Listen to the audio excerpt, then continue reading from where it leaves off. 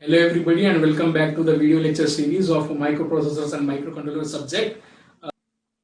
So in this today's lecture specifically we will be talking about keyboard interfacing. As you know, a keyboard is your input device. Keyboard interfacing. Here not the ASCII keyboards of the computer will be interfacing, but we will understand the keyboard interfacing by interfacing a small matrix type of keyboard where the keys are located at the intersection of rows and column lines. So basically a 4x4 matrix will take it. You can have it 8x8 matrix also, or 16x16 keyboard matrix also can be taken.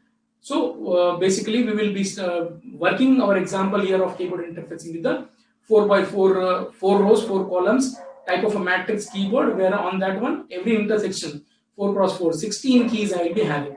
So basically a hexadecimal number pad can be connected onto that particular matrix keyboard. So that we will be interfacing with our 8051 in this case. Okay, 4x4 matrix connected to the 2 ports. Here 2 ports are required, 4 of lines of rows and 4 lines of columns. I am connecting at 2 different ports. Okay, you can do it by connecting at one single port also, but to be very clear, just I will be connecting my rows onto the one port and column lines of the keyboard onto the another port. Okay, and let us see that one, the configuration of the keyboard, so that you can understand. Here I see that I am using my port 1 and port 2 of my 8051. Port 1 of 8051 and port 2 of 8051. In both the cases, the lower 4 bits of the port. Port 1 lower 4 bits, that is D0 to D3, and port 2 also lower 4 bit D0 to D3. I am making a use, and here is my keyboard. You can see a hexadecimal keyboard here. Keys are 0, 1, 2, 3 on the topmost row, and your here C, D, E, F onto the bottommost row. Likewise, the column and row configuration you can understand here.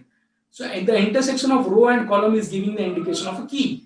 So if I consider D0 as to my first row and D1 has to be as first column, at the intersection of first row and first column I got the key 0. Similarly, the intersection of first row and second column I got the key 1. Likewise, the intersection of my last row and last column I am getting the key F. So this is the connections, hardware connections like this. It has to be done. And remember, as per this port 1 connected to the rows and port 2 connected to the columns, I will be showing you next the program. And one important thing you have to understand here is that I am connecting all my rows, that is port 1 as an output port. I will be writing something onto this rows of the keyboard, and I will be reading the column status.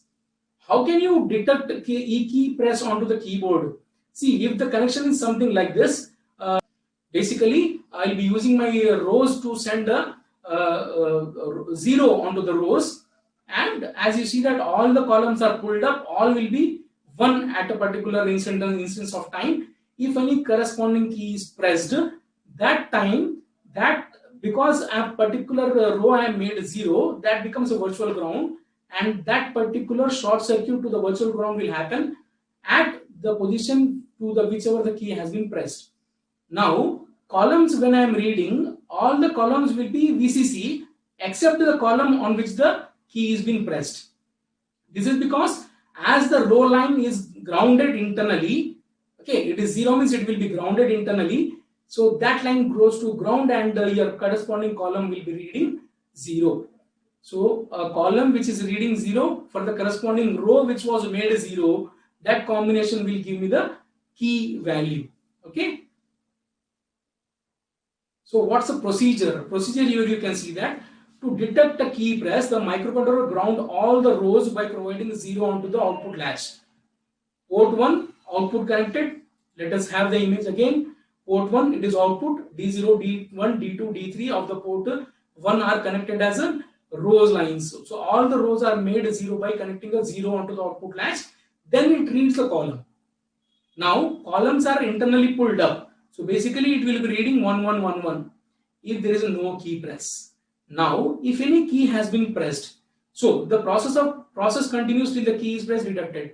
If one of the column bits has a 0, this means that the key press has been occurred.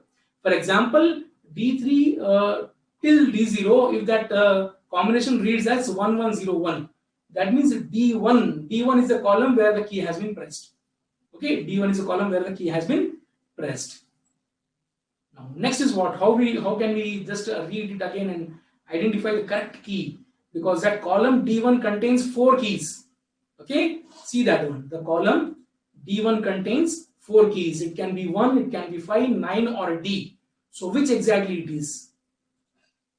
Let us continue to see here. After detecting the key press, the microcontroller will go through the process of identifying the key. And how it will do that one? Now, earlier it has sent a 0 onto the all 4 bits of rows, all 4 lines of rows. Okay, now 0 on the rows will be done one after another. So the first row will be made 0 first. Again the column reading will be happening. Then the second row will be made 0, and again the columns reading will be happening. Meanwhile, a particular row is 0, other rows will be made 1. See that one. Now, for a corresponding row making 0, if the column reads the same statement which it has read at the first time, we can say that the corresponding key has been pressed. That corresponding row and the particular column which has been showing 0 to us, that intersection will has the row and a column intersection will gives us the key. Okay, it grounds the next row, reads the column and checks for any 0, and this process is repeated for all the rows until the key is found.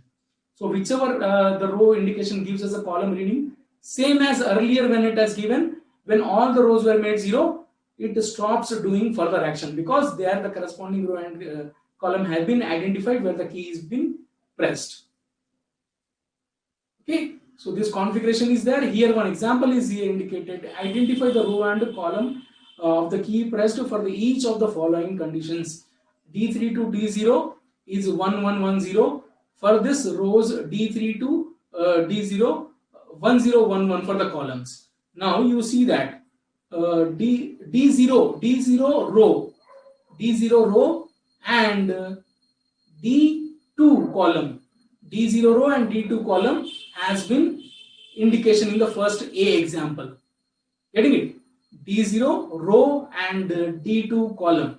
So D0 row, D2 column, the key is 2. Okay, this key is the particular key number 2 is the intersection of D0 row and D2 column. Now let us see second B example. B example is of 1101, which indicates D1 in row and 0111. This indicates D3 in column.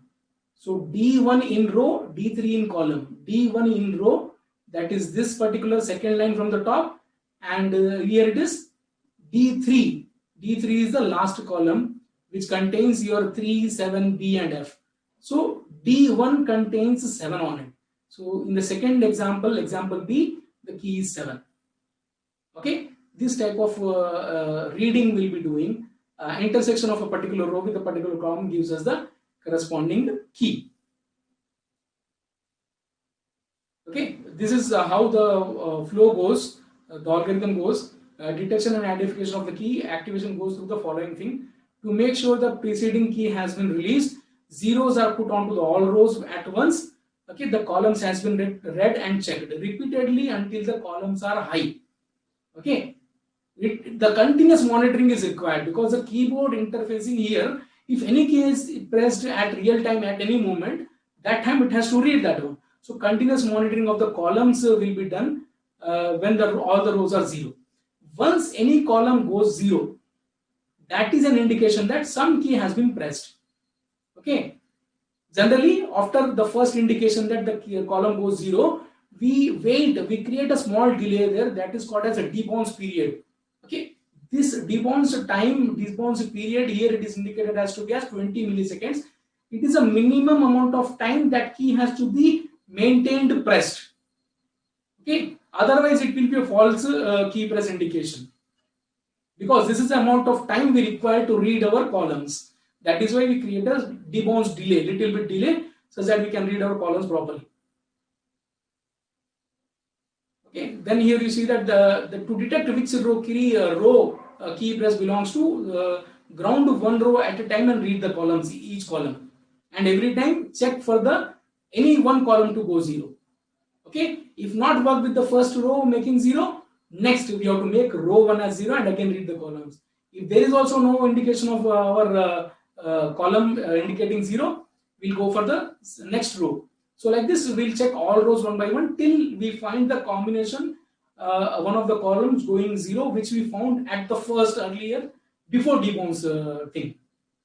Okay. So to identify the key press, it rotates to the column bits and one bit at a time into the carry flag and checks whether the carry flag is. It is for checking a particular bit to go 0. One by one, we'll be checking that one. So one more thing, it is written here. Upon finding a 0, it pulls out the ASCII code for the key from the lookup table. So we will be creating a small database, a small lookup table for indicating for a corresponding row and column. For a corresponding row and column, we have a particular key. That means earlier I told you that D0 row and D0 column gives us 0, and D3 row and D3 column gives us F. So this small database we will maintain, and that particular thing is called as a lookup table. Okay. It otherwise increments the pointer to the point to the next element in the lookup table. First 0, second 1, then third is 2, and so on till it is F. So here it is a flow. Here you can see that flow of what all just now I have told you. This is a flow of how to detect a particular key which is pressed onto the keyboard. So we will be starting. So after start, the first thing what we do is we make all the rows 0 and wait for a debounce. Okay, and continuous monitor the columns. If any of the column goes 0, what we do is we take the debounce period, and after debounce period, initially when we have made all the rows 0, now what we will do is we will make each row 0 one after another, and after every row making 0, we will read the column and a corresponding column combination for which the corresponding row made 0 is being given us to the 0 to us. We will stop doing it because that corresponding column and row combination gives us a correct key. Okay, this particular is a program. Okay, this program is self-explanatory, as this comment will give you understanding about how exactly we are doing the process. The algorithm flow we have already seen, so you can go through the program and to understand it. Basically, just we are sending this, making this port to 2FF. See that port to 2FF we do for the first time to make the port to 2 as input port. For any port we want to read means we have to make that one FF first. Okay, port 0 is made 0 because it is output port obviously, and from here onwards it all goes in the flow like this. As the port 2 reads, we are taking what it reads into the accumulator and sending our combinations accordingly, and every time we are just comparing the combination what we require and the corresponding row column combination. When we get our particular key, we will stop, and from the lookup table, talking about the lookup table is here. So from the particular lookup table, we fetch our key value. Okay, you see that the lookup table is placed at the address 300H. And what is that lookup table? Here we see that X code 0, X code 1, 2, 3. These are the particular rows. Okay, it contains keys 0, 1, 2, 3 on the first row. Okay, 0th row, 4, 5, 6, 7 on the second row, that is the R1 row, row 1. Okay, the next 4 characters on the row 2, and the last 4 alphanumeric characters, that is hexadecimal numbers, on the row 3. So this is the particular program. This is how we interface the keyboard with the 8051. Okay, similarly we can do with the 8086 also, but there we do not have input-output ports.